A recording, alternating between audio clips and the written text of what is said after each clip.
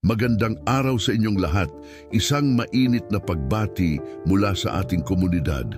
Ako po ay nagagalak na makasama kayo sa ating espesyal na video na ito. Ngayon tayo ay magkakaroon ng isang makabuluhang pagninilay-nilay sa Salmos 91 at tatalakayin natin kung paano ito makatutulong sa atin sa pagwawaksi ng mga salot o maldiksyon sa ating buhay. Napakahalaga ng tema nating ito lalo na sa pagdapo ng bagong taon kung saan marami sa atin ang naghahangad na magbago at makamit ang mas magandang mga pagkakataon. Ang Salmos 91 ay isang napaka-maimpluwensyang bahagi ng banal na kasulatan. Ito ay puno ng mga pangako at mga salita ng lakas na makapagbibigay sa atin ng kapanatagan at pag-asa. Kung tayo ay dumaranas ng mga pagsubok, takot o mga hamon sa ating buhay, ang mga taludtod na ito ay nagbibigay ng liwanag at gabay. Sinasalamin nito ang mga pangako ng Diyos na Siya ay kasama natin sa lahat ng uri ng mga pagsubok at tayo ay Kanyang poprotektahan mula sa mga masama. Sa pagsisimula ng ating pagtalakay, nais kong hikayatin kayong magbigay ng inyong mga saloobin o karanasan sa mga komento. Ano ang mga hamon na inyong naranasan sa nakaraang taon? Paano kayo nakahanap ng lakas sa inyong pananampalataya? Ang inyong mga kwento ay mahalaga, hindi lamang para sa inyo, kundi para rin sa iba na maaaring makatagpo ng inspirasyon sa inyong mga salita. Habang tayo ay lumalapit sa pagtatapos ng taon, ito rin ang pagkakataon na tayo ay magmuni-muni sa mga nangyari sa ating buhay. Nais nating iwanan ang mga negatibong karanasan at mga saloobin na walang kapakinabangan. Sa Salmos 91, makikita natin ang mga salitang nagbibigay diin sa kaligtasan at proteksyon. Isang paalala na sa lahat ng oras, ang Diyos ay nariyan upang yakapin tayo kahit na sa mga pagkakataon na pakiramdam natin ay nag-iisa tayo. Mahalaga rin na ating pag-isipan ang mga aspeto ng ating buhay na nais nating baguhin o mapabuti sa darating na taon. Ang mga maldiksyon na maaaring nag-ugat mula sa mga negatibong salita o karanasan ay maaaring hadlang sa ating mga layunin. Ang Salmos 91 ay nagtuturo sa atin na may kapangyarihan tayong ipagdasal ang ating mga alalahanin at ihandog ito sa Diyos. Sa ating pananampalataya, tayo ay may kakayahang baguhin ang ating kapalaran. Tayo ay inaanyayahan na lumapit sa Diyos na may buong puso at tiwala. Habang tayo ay nagdarasal at nag-iisip ng mga paraan upang iwanan ang mga negatibong aspeto ng ating buhay, huwag kalimutan na ang ating mga salita ay may kapangyarihan. Magandang pagkakataon ito upang tayo ay manalangin hindi lamang para sa ating sarili, kundi para sa ating pamilya, mga kaibigan at komunidad. Ang ating mga panalangin ay makapagbibigay ng lakas at pag-asa sa iba. Bago tayo magpatuloy sa ating pagninilay, nais kong hikayatin kayong mag-subscribe sa ating channel kung hindi pa kayo nakapag-subscribe.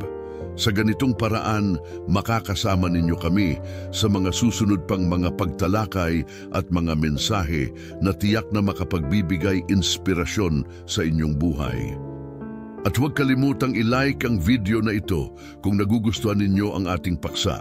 Ang inyong suporta ay mahalaga sa ating misyon na ipalaganap ang mga mensahe ng pag-asa at liwanag.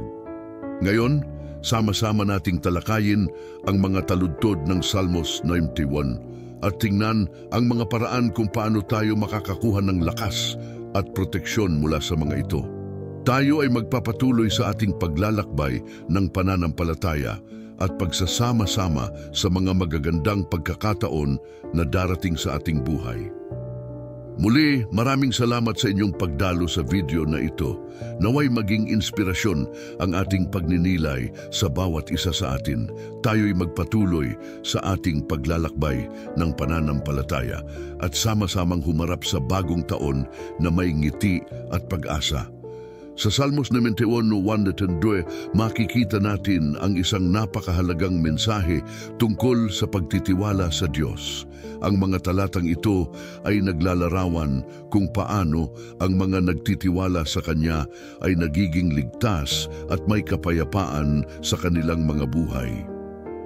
Sa mga panahong puno ng pagsubok at hamon, ang ating pagtitiwala sa Diyos ang nagiging kanlungan at kalasag natin. Sa pagtatapos ng taon, mahalaga na isaalang-alang natin ang kahalagahan ng pagkakaroon ng matibay na ugnayan sa ating tagapagligtas. Ang pagtitiwala sa Diyos ay hindi lamang isang simpleng akto. Ito ay isang malalim na desisyon na nagmumula sa ating puso. Sa bawat pagsubok na ating dinaranas, maaring may mga malupit na hamon na nagmumula sa mga malisyosong layunin ng iba o sa mga hindi inaasahang pangyayari. Ngunit sa Salmos, Nonimbitsyon 1:2, tayo ay pinapaalalahanan na ang Diyos ang ating kanlungan. Siya ang ating kalasag na nagpoprotekta sa atin mula sa mga panganib. Sa Kanya makakahanap tayo ng katiwasayan at kaligtasan. Sa ating paglalakbay sa buhay, may mga pagkakataon na tayo ay nahuhulog sa mga banta at sumpa na maaaring humadlang sa ating kasiyahan at kapayapaan. Ngunit ang mga salitang, "Ako'y nagtitiwala sa Panginoon," ay dapat na maging ating sigaw. Ang pagtitiwala na ito ay nag-aanyaya sa atin na ilagak ang ating mga alalahanin sa Kanya. Sa ganitong paraan, nagiging posible ang pagkakaroon ng masayang pagtatapos ng taon. Ang mga pangako ng Diyos ay nananatiling totoo at sa Kanya wala tayong dapat ikabahala. Ang pagtatapos ng taon ay isang pagkakataon para sa pagninilay-nilay at pag-reflect sa mga nangyari sa nakaraang taon. Maaaring naranasan natin ang mga pagsubok, mga pagkatalo at mga hinanakit. Ngunit sa pamamagitan ng pagtitiwala sa Diyos, maaari tayong makapagbigay diin sa mga pagkakataon ng Kanyang kabutihan at biyaya. Ang bawat pagkatalo ay maaring maging hakbang patungo sa tagumpay kung tayo ay patuloy na umaasa at nagtitiwala sa Kanya.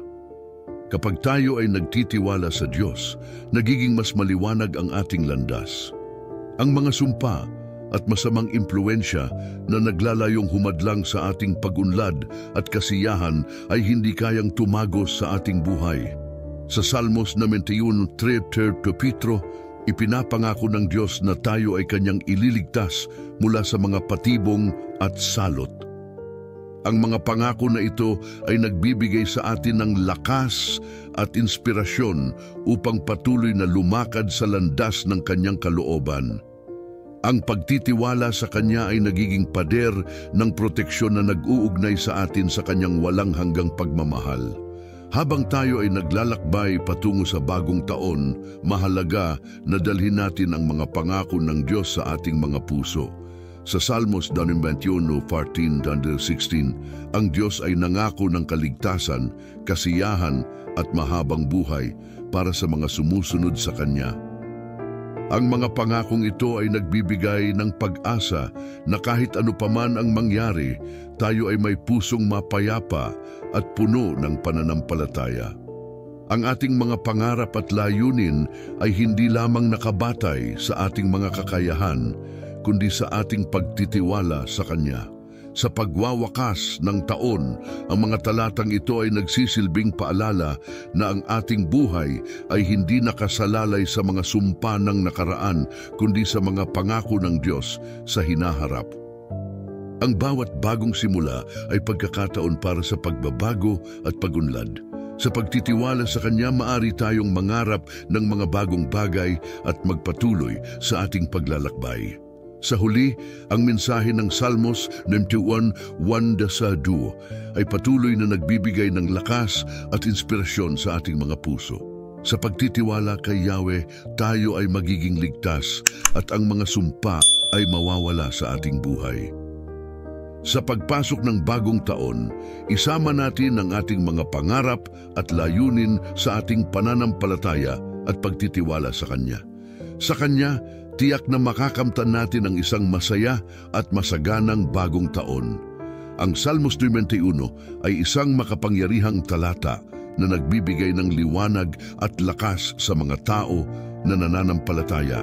Sa mga panahon ng pagsubok at hamon, ang mga salin na ito ay nagsisilbing paalala na tayo ay mayroong isang Diyos na nagmamahal at nagmamatiyag sa atin. Sa partikular, ang mga talatang 1 at 2 ay nagsisilbing pundasyon ng ating pag-asa at pagtitiwala sa Kanya. Ang mga talatang ito ay nagsasaad, ang nakatira sa dakong kinaroroonan ng kataas-taasan ay mamumuhay sa lilim ng makapangyarihan.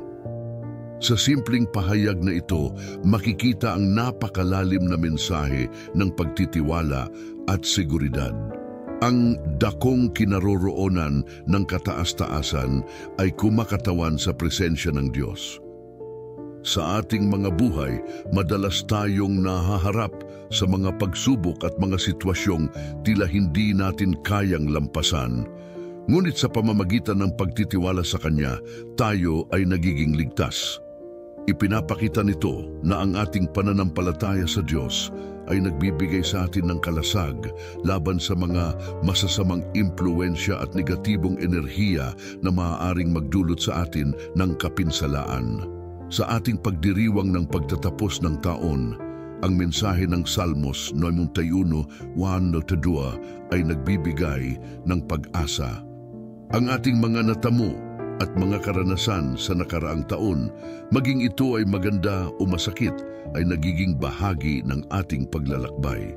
Ang mahalaga ay ang ating desisyon na patuloy na kumapit sa Diyos at maniwala sa Kanyang mga pangako. Sa bawat hakbang na ating tinatahak, tayo ay inaalagaan at pinoprotektahan ng Kanyang pagmamahal. Sa kabila ng mga sumpang naglalakbay sa paligid natin, ang ating pagtitiwala ay nagiging pananggalang laban dito. Sa mga talatang 3 at 4, ipinapahayag ang pangako ng Diyos na tayo ay Kanyang ililigtas mula sa mga patibong at mga salot. Ang mga pahayag na ito ay nagbibigay ng katiyakan na hindi tayo nag-iisa sa ating mga laban. Ang Diyos ay naroroon upang tayo ay iligtas at ipagtanggol. Sa bawat pagdapo ng takot at pangamba, ang ating pananampalataya ay nagiging gabay upang makahanap ng liwanag. Ang mga sumpa na maaaring nakapaligid sa atin ay walang kapangyarihan kung tayo ay nakatuon sa Diyos. Tayo ay tinawag na maging matatag at manindigan sa ating pananampalataya dahil ang Kanyang mga pangako ay higit pa sa anumang masamang balak na maaaring ipahamak sa atin. Sa mga susunod na talata, partikular na sa 14 hanggang 16, binibigyang diin ang mga pangako ng Diyos sa mga nagtitiwala sa Kanya. Ang Kanyang pag-ibig at pag-aalaga ay nagbibigay ng garantiya na tayo ay ililigtas, bibigyan ng kasiyahan at bibigyan ng mahabang buhay. Sa pagpasok ng bagong taon, mahalagang dalhin natin ang mga pangakong ito sa ating mga puso. Ang pagkakaroon ng positibong pananaw sa hinaharap ay hindi lamang isang pagnanasa, kundi isang pananampalatayang nakaugat sa mga pangako ng Diyos. Sa ating paglalakbay, tayo ay hinihimok na maging inspirasyon sa iba at ipakita sa kanila na ang Diyos ay tapat sa Kanyang salita. Sa pagtatapos ng taon, ang ating mga puso ay dapat punuin ng pasasalamat at pag-asa. Ang mga pagsubok at tagumpay ng nakaraang taon ay nagbigay sa atin ng mga aral na mahalaga sa ating pag-unlad. Ang Salmos 91 ay nagsisilbing paalala na sa kabila ng lahat, tayo ay mayroong Diyos na nagmamahal sa atin at handang magbigay ng kaligtasan. Sa ating mga pangarap at layunin para sa bagong taon, dalhin natin ang mga pangako ng Diyos na Kanya tayong iingatan at gagabayan. Sa bawat hakbang na ating tatahakin, naway maging matatag tayo sa ating pananampalataya.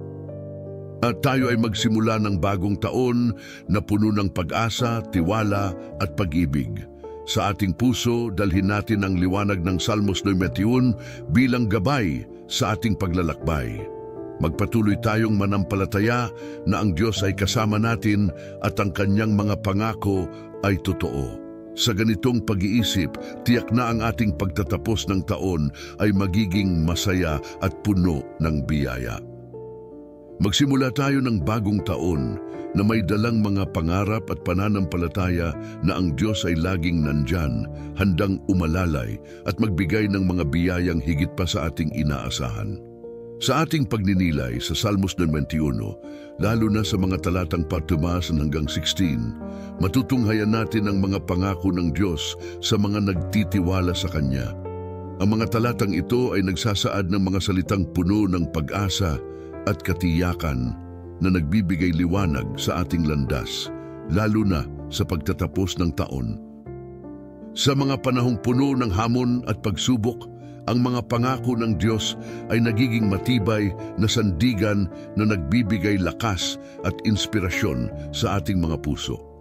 Madalas, sa ating paglalakbay sa buhay, tayo ay nahaharap sa iba't ibang uri ng mga pagsubok at mga pagsubok na tila kahirap lampasan. Maraming tao ang nagdadala ng mga pasanin, mga takot at mga alalahanin na nagiging sanhi ng pagkabalisa at kawalang katiyakan. Subalit sa Salmos 91:14, sinasabi ng Diyos, sapagkat siya'y nagtataguyod ng kanyang pag-ibig sa akin, siya'y aking ililigtas. Ang mensaheng ito ay nagbibigay sa atin ng katiyakan na hindi tayo nag-iisa sa ating mga laban. Ang Diyos na puno ng pag-ibig ay narito upang tayo'y iligtas mula sa mga pangyayaring nagdudulot sa atin ng takot at pangamba.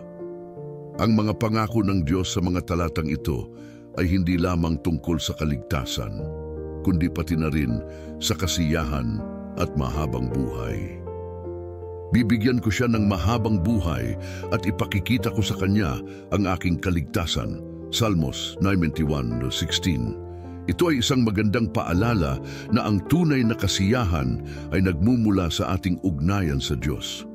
Habang tayo ay nagtitiwala at umaasa sa Kanya, tayo'y binibigyan niya ng mga biyayang hindi natin maiiwasan, mga biyayang nagdadala ng kapayapaan, kagalakan at kasaganaan sa ating buhay. Sa pagpasok ng bagong taon, ang ating mga puso ay dapat punuin ng pag-asa at positibong pananaw. Hindi tayo dapat matakot sa mga sumpa o masamang balak na maaaring humadlang sa ating landas. Sa halip, dapat tayong lumapit sa Diyos na nag-aalaga sa atin na may mga pangako na hindi nagbabago. Ang mga sumpa at masamang impluensya ay hindi kayang tumayo sa harap ng kapangyarihan ng ating Diyos. Ang ating pagtitiwala sa Kanya ay nagiging kalasag na nagpoprotekta sa atin mula sa lahat ng uri ng kasamaan. Ang pagtatapos ng taon ay isang magandang pagkakataon upang suriin ang ating mga sarili at ang ating relasyon sa Diyos. Ano ang mga bagay na nais nating iwanan sa lumang taon? Ano ang mga sumpang nais nating putulin? Sa tulong ng Salmos 91, tayo ay hinihimok na ipagkatiwala ang ating mga alalahanin at takot sa Diyos. Hayaan natin ang Kanyang mga pangako ang magbigay gabay sa atin habang tayo ay naglalakbay patungo sa bagong simula. Mahalaga ring tandaan na ang ating pananampalataya ay hindi nagtatapos sa ating mga personal na laban. Ang ating pagkakaroon ng masayang pagtatapos ng taon at ang mga bagong simula ay maaari ring maging daan upang magdala ng liwanag at inspirasyon sa iba. Sa pamamagitan ng pagbabahagi ng ating mga karanasan at mga patutuo ng kabutihan ng Diyos, tayo ay nagiging mga instrumento ng Kanyang pag-ibig at biyaya sa mundo. Sa huli, ang Salmos 91 ay paalala na tayo ay may isang Diyos na nagmamalasakit at handang iligtas tayo sa lahat ng ating mga takot. Ang mga pangako ng Diyos ay hindi lamang para sa ating sariling kapakanan, kundi upang tayo ay maging inspirasyon sa iba. Habang tayo ay nagtatapos ng taon, dalhin natin ang mga pangako ng Diyos sa ating mga puso at isipan. Sa ating pag-aasam ng mas masayang hinaharap, Magtutulungan tayo sa pagkakaroon ng pananampalataya at pagtitiwala sa Kanya.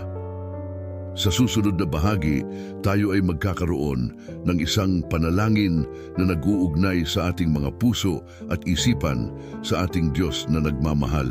Panginoon, sa araw na ito, kami ay lumalapit sa iyo na may mga pusong puno ng pananampalataya at pagtitiwala. Sa mga salin ng Salmos 91, inaalala namin ang iyong mga pangako ng proteksyon at kaligtasan. Sa mga oras ng pagsubok at hirap, ikaw ang aming kanlungan at aming tagapagtanggol.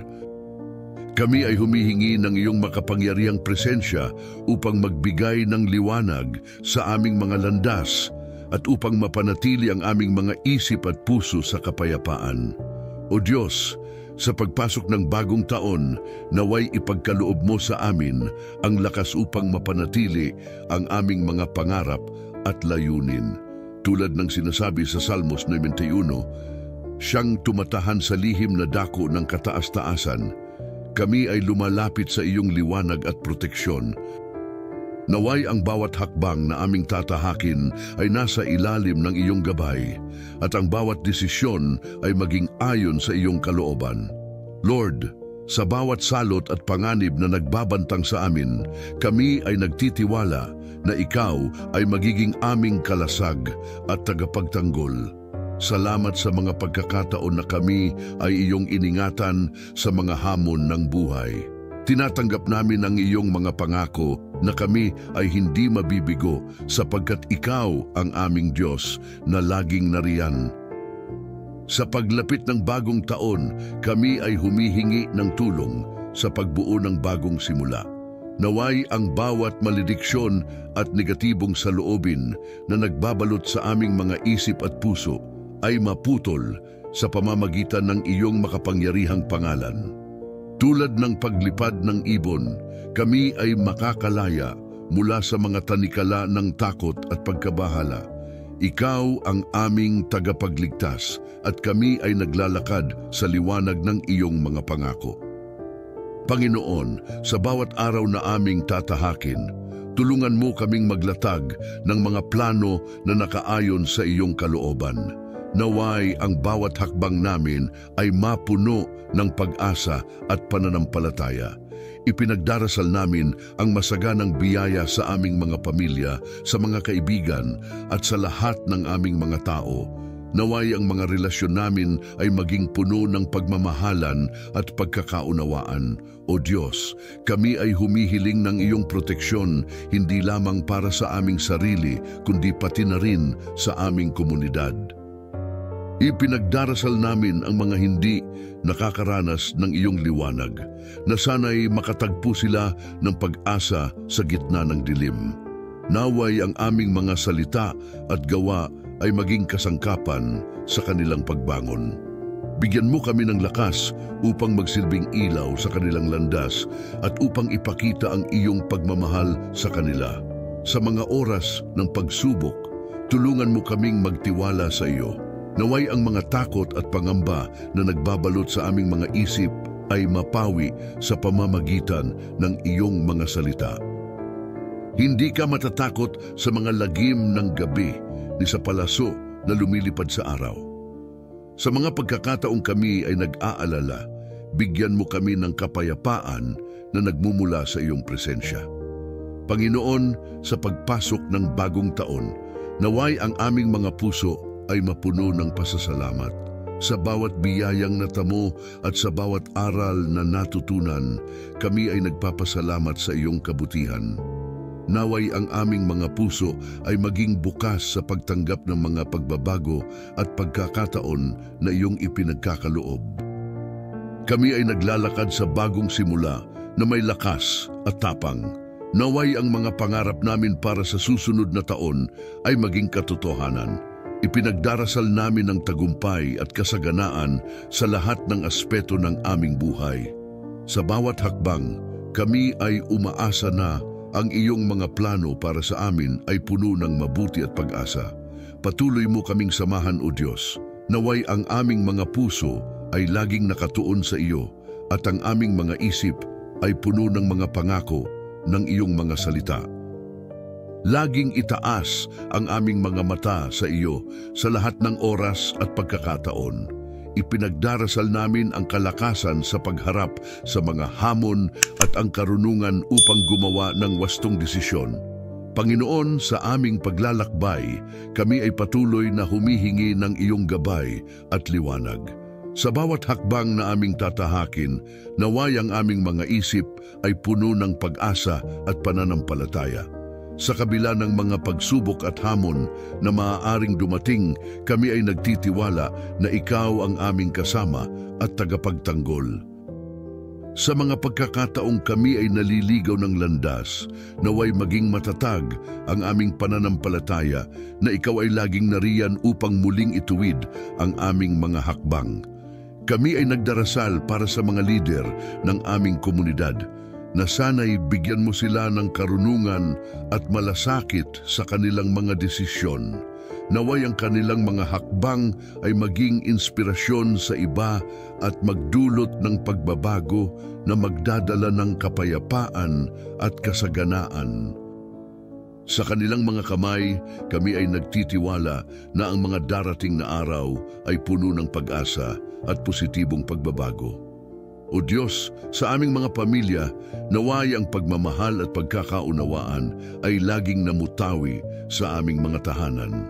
Sa bawat pag-uusap at pagkilos, naway ang aming mga puso ay puno ng pasasalamat sa mga biyayang natamo.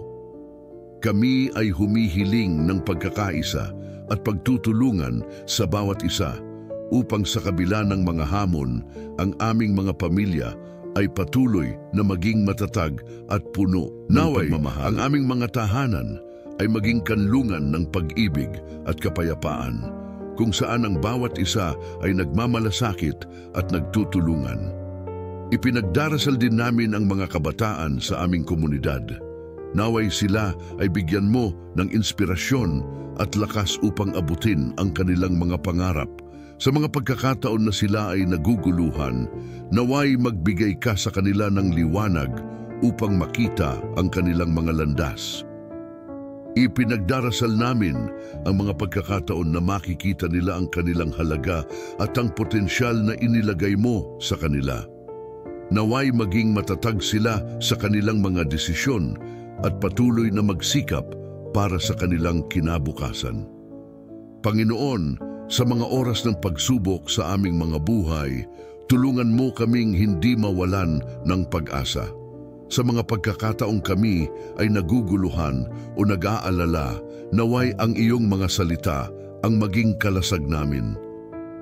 Naway magkaroon kami ng lakas upang bumangon sa bawat pagkatalo at maging mas matibay sa bawat pagsubok.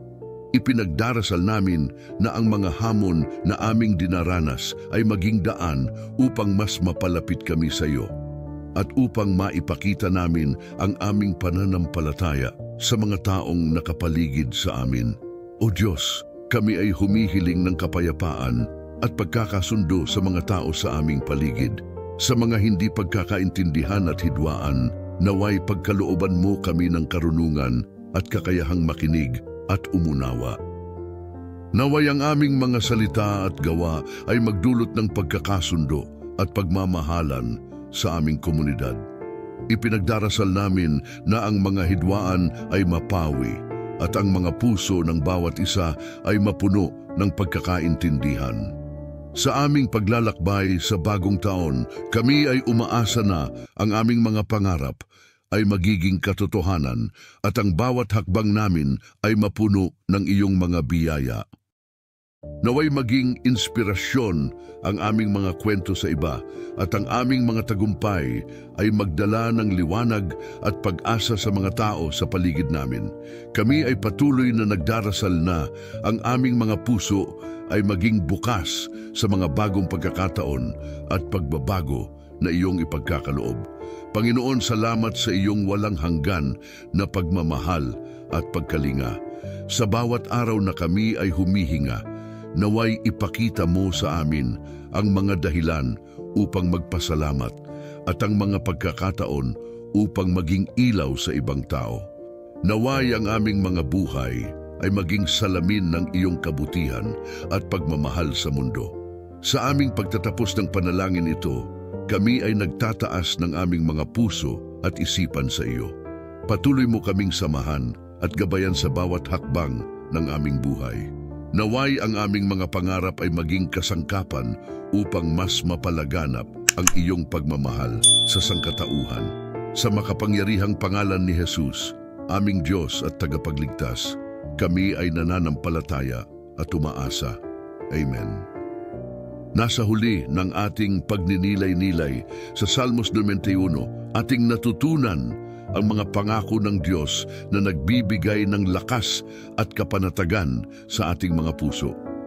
Ang mga salita ni David ay nagsilbing paalala na kahit sa mga hamon at pagsubok na ating dinaranas, mayroong isang Diyos na nagmamasid at nagtatanggol sa atin. Tayo ay hindi nag-iisa sa ating mga laban. Ang ating tagapagligtas ay kasama natin sa bawat hakbang ng ating buhay. Ngayon, habang nilalapitan natin ang pagtatapos ng taon, tayo ay hinihimok na balikan ang mga aral na ating natutunan. Ang Salmos 91 ay hindi lamang isang simpleng teksto. Ito ay isang kalasag na nagbibigay sa atin ng kapanatagan sa gitna ng mga bagyo. Sa bawat taludtod, hinuhubog nito ang ating pananampalataya at nagtuturo sa atin na ang ating Diyos ay ating tagapagtanggol at tagapagligtas. Alam natin na sa bawat pagsubok, mayroong pag-asa at liwanag na dala ng kanyang presensya. Habang tayo ay naglalakbay patungo sa bagong taon, dalhin natin ang mga pangako ng Salmos 91 sa ating mga puso. Isipin natin ang mga salita na nagsasabing, sapagkat siya ay tumawag sa akin, ako'y sasagutin ko siya.